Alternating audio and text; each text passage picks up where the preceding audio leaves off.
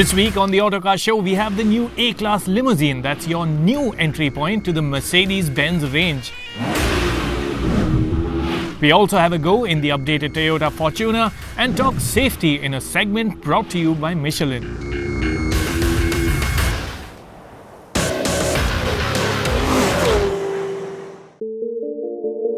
The three-pointed star has always held great allure, and owning a Mercedes Benz has been a goal for many. The entry to the brand in India was the A or the B class, and then until last year it was the super stylish four-door coupe, the CLA. However, the CLA's stylish look and its swooping roof did cramp the backseat, and it was too low to the ground to be practical in our conditions. Well, the new entry point to the brand is now going to be the A-Class Limousine.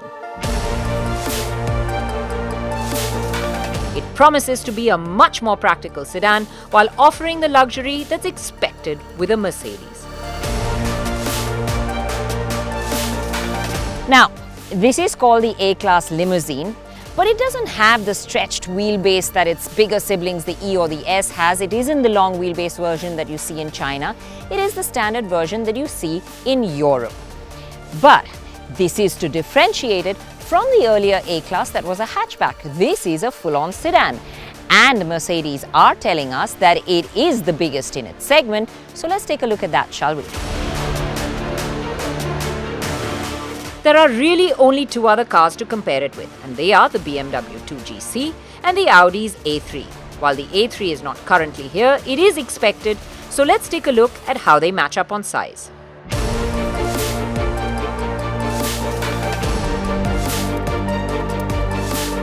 Well, it is the longest, it is the tallest, and it does have the longest wheelbase. How much space does that open up on the inside? Let's take a look. Okay, so definitely more space here than there was in the CLA. And what I like is the way that this front seat is, it's sort of scooped out, quite flat and nice, so it opens out a lot of leg room.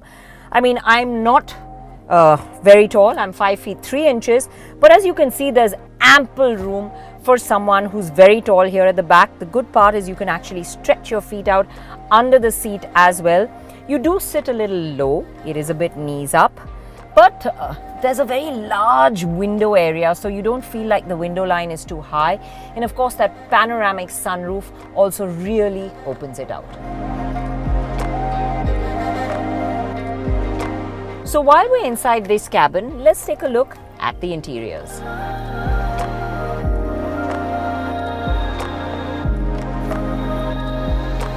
It is a smart and stylish space.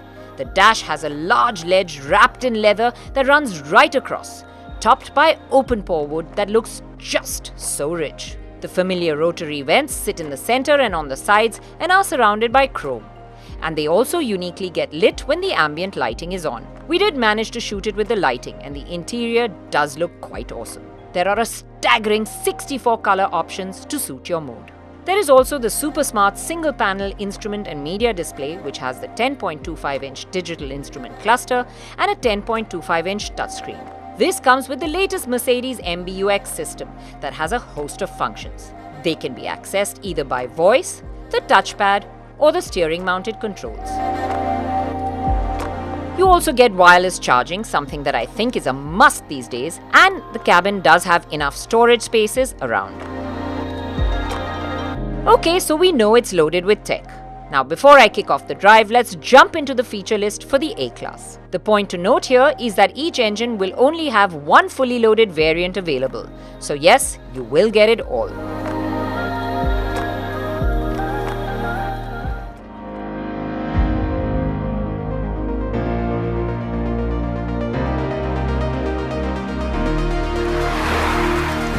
The A-Class will come with the A200 with a new 1.3-litre 163 HP petrol, and the A200D with a familiar 2-litre diesel with 150 HP. The 35 AMG will have the fire-breathing 2-litre with 306 HP, and it will be the second AMG to be localized in India. What we had on hand to drive first was the petrol, since it is the new entrant.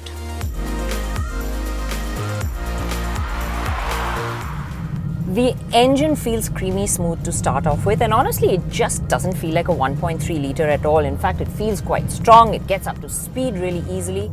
you do have to prod the pedal with a heavier foot to bring up the power.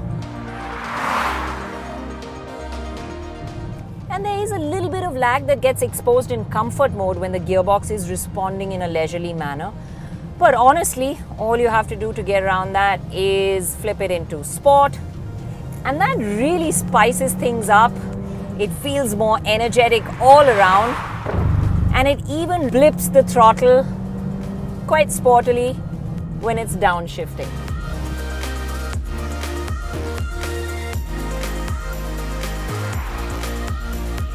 While the gearbox is generally smooth and shifts fast enough, when you want a sudden burst of power, it does wait on you a bit, and then a quick dab on the paddles is what's needed.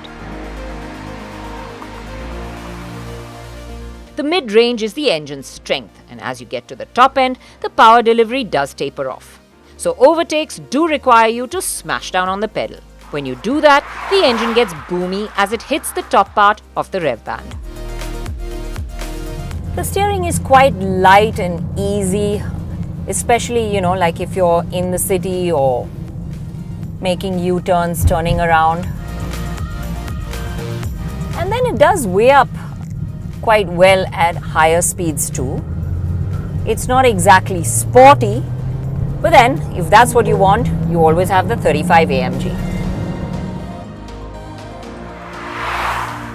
Overall, the demeanor of the car, whether you talk of handling or performance, is not sporty, but more about arriving at a destination ferried in comfort and luxury.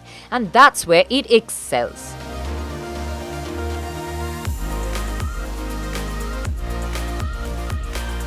Well, now that it's a spacious backseat, had to get back here to see how the ride quality is.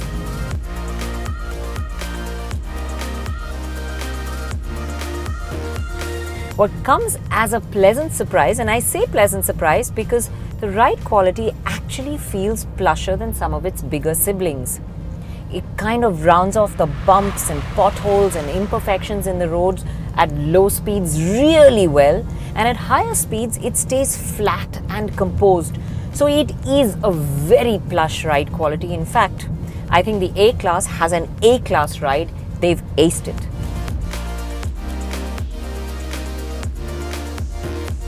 While the ride quality is impressive, what takes a little away from the luxury experience is a lot of road noise that filters through to the cabin. With a 3-pointed star on the bonnet, a better level of insulation is expected. Okay, so now that I am in a great location, let's take a good look at the A-Class.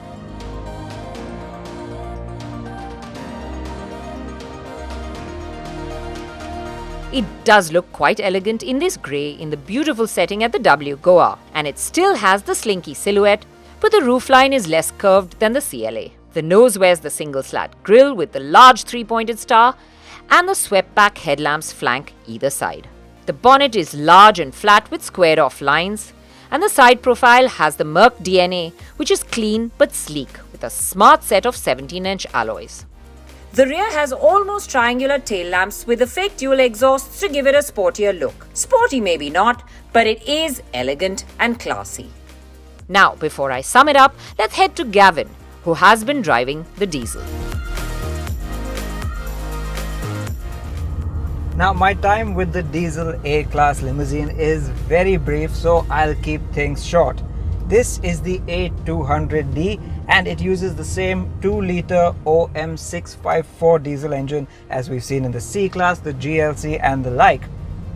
But of course, it's the 200D, so it's in a lower state of tune. In this car, it makes 150 horsepower and 320 Newton meters of torque, which you'll agree is still quite substantial. And all that power and torque goes to the front wheels through a new 8-speed DCT dual clutch automatic gearbox. The result of all this is that the car goes from 0 to 100 in a claimed 8.2 seconds, which incidentally is 0.1 second quicker than the petrol version. Another headline figure is that the company claims this car will do a class-leading 21.35 kpl on the AR/AI cycle.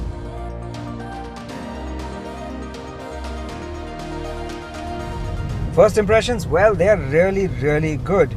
It starts with refinement, and this engine is really hushed for a diesel. In fact, I'd go as far as saying overall this car is more refined than the petrol, and that's kind of because it feels a lot more effortless than the petrol engine and doesn't have to be worked so hard. So overall it does end up sounding quieter more of the time. Now yes, it certainly does feel effortless with 320 Newton meters on tap from very low down. And you rarely feel the need to extend this diesel engine to its very limit, which is just as well, because while it is quite refined at low revs, it can get quite noisy when you stretch it out. If you floor it in a low gear, you'll be met by a strong burst of acceleration, but also quite a bit of torque steer. Other things that differ from the petrol version are that the steering feels a little bit heavier and the suspension feels a little bit firmer, likely to account for the added weight over the front wheels of the diesel engine. But what you do definitely notice is that the ride that's firmer can be felt a lot more inside the cabin. Bear in mind, however, that despite the fact that it's firmer than the petrol, it's far from what you'd call uncomfortable. This raised suspension means, despite its long wheelbase, the A-Class is able to clear most speed breakers without an issue.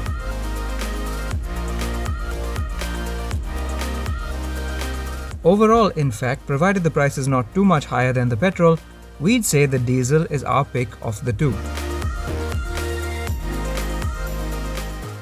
Well, it is a step up from the CLA. It has a more spacious backseat, it has a more practical boot, and it doesn't bottom out over the speed breakers like the earlier CLA did. So it's a far more practical sedan, but that's not it. If you're looking to step into the brand of the three-pointed star, this is a great place to start because it offers everything that it stands for: luxury, refinement, good performance. And now that they're offering only one fully loaded variant, you will also get it well equipped and full of tech. This may be the smallest Merc here, but it is big on luxury.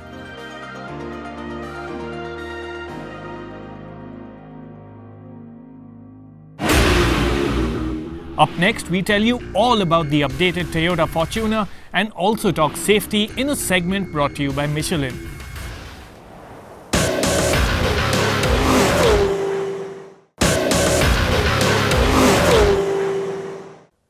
Toyota's Fortuner is the quintessential SUV. Big, tough, built on a solid frame. It's what you need for the worst roads you can find and the most challenging off-road conditions. Now they've updated it. It gets a new grille, a new chin, but most important, 204 horsepower under the hood. It also gets 500 Nm of torque. What's it like to drive? Well, let's get right in.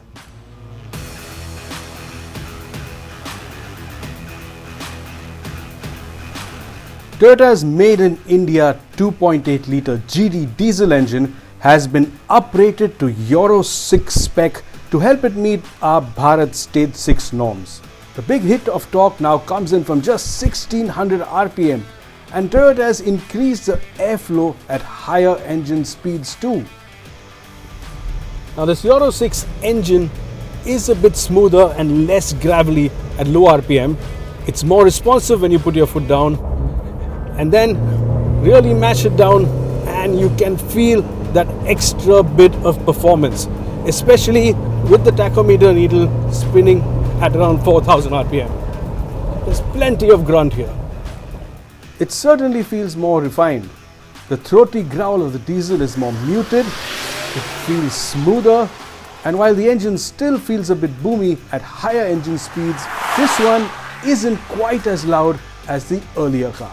Even the 6-speed gearbox is quick to respond and easy to control with your right foot, or for that matter, the paddle shifters behind the steering wheel. The updates to the engine have also made the new Fortuner faster against the clock. It takes just 11.2 seconds to get to 100, and that's as quick as the fastest SUV in the segment, MG's more powerful Gloucester. With the stronger bottom end, the new Fortuner is even a second quicker than the earlier one in the 20 to 80 sprint. So all in all, more refinement and more performance. The suspension feels a bit more supple, but ride and handling haven't changed all that much.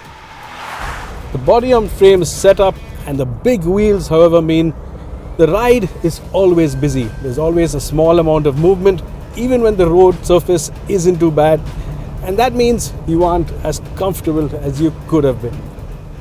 The Fortuner steering is still a bit heavy at low speeds, and of course it rolls in corners.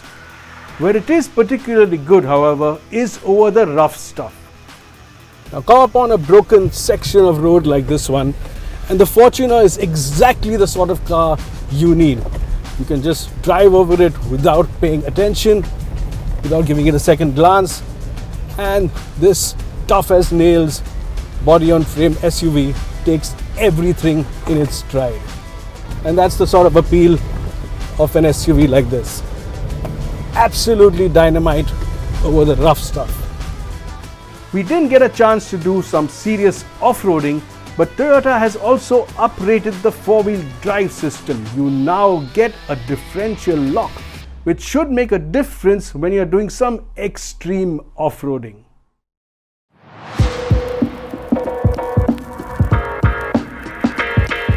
There's more kit on the inside, but not much else has changed. So no fundamental big changes to the cabin or to the design of the cabin, but you do get a larger 8-inch touchscreen with new shortcut controls. There's connected tech, you get cooled seats and a few other features. You get a premium JBL sound system with 10 speakers and a powered subwoofer, and it gets Apple CarPlay and Android Auto. The tough on the inside Fortuner, however, still lacks that important luxury feel.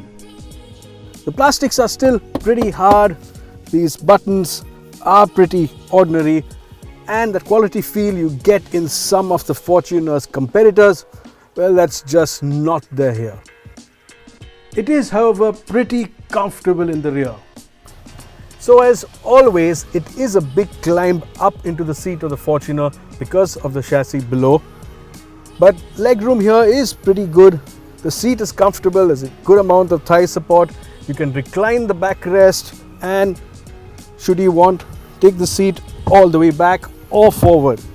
So plenty of adjustability here and comfort. You also have your own blower controls and there's a decent amount of headroom. The third row is also quite usable for short drives. Getting in, however, is anything but easy. Now getting into the third row is just a flip of the seat away, but this aperture is pretty narrow, so you have to make a bit of effort. You need to duck down, you need to come forward like this, and then it's not as easy. It's a bit more comfy once you're sat down. Now headroom is tight and you're seated pretty low. You can make out by the knees up position. But for short drives, this is probably the best of the rest. MG's Gloucester having the most space on the third row. At an ex-showroom price of 37 lakhs, the new 2021 Fortuner is more expensive than all its rivals by at least a couple of lakhs. The cabin isn't a big step up, it doesn't get a sunroof, and in many ways it still drives and feels like the hardcore off-roader it is. Still, Toyota now provide you with more kit on the inside. The extra performance makes driving more effortless, and with its uprated four-wheel drive system, it is likely to be even more accomplished off-road. What we can, however, say, and with a fair amount of certainty, is that if you're looking for a tough, dependable off-roader with a no-nonsense attitude, this is the SUV for you.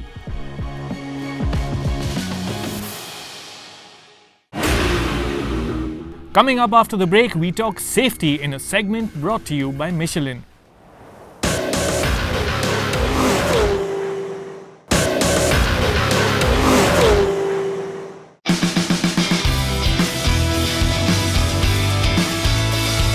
Your safety, our priority. Committed to safer mobility for a better way forward. Brought to you by Michelin Tyres.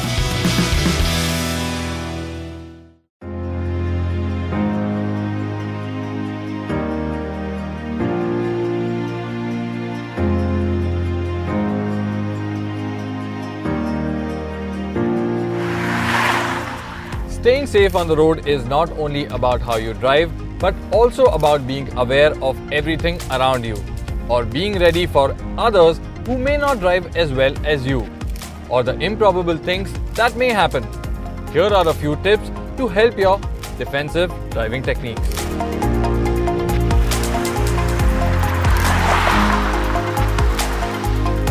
Staying focused is basic. You have a lot of things to think about: the road condition, speed, others around you, road signs, directions, and so much more.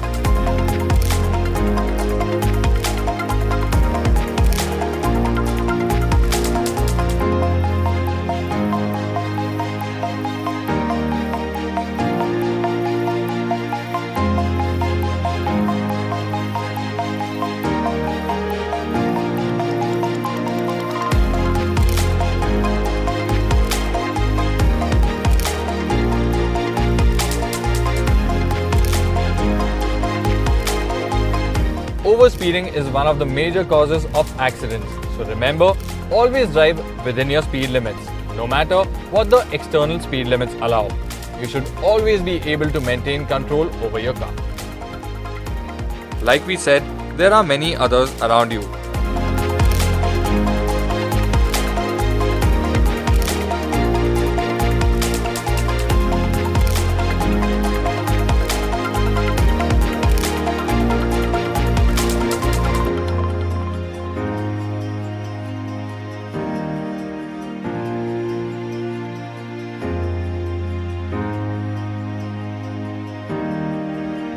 Keeping a safe buffer between you and other cars is always a safe way to drive. If others are honking at you, don't let it fluster you. If someone is tailgating you, then add twice as much space from the vehicle behind you to give yourself more room in an emergency. Another good habit to develop is to look 2 steps ahead always.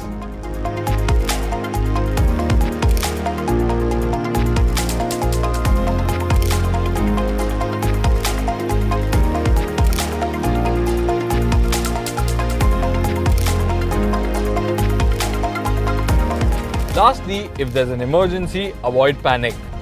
Most modern cars are equipped with loads of safety features to keep you safe.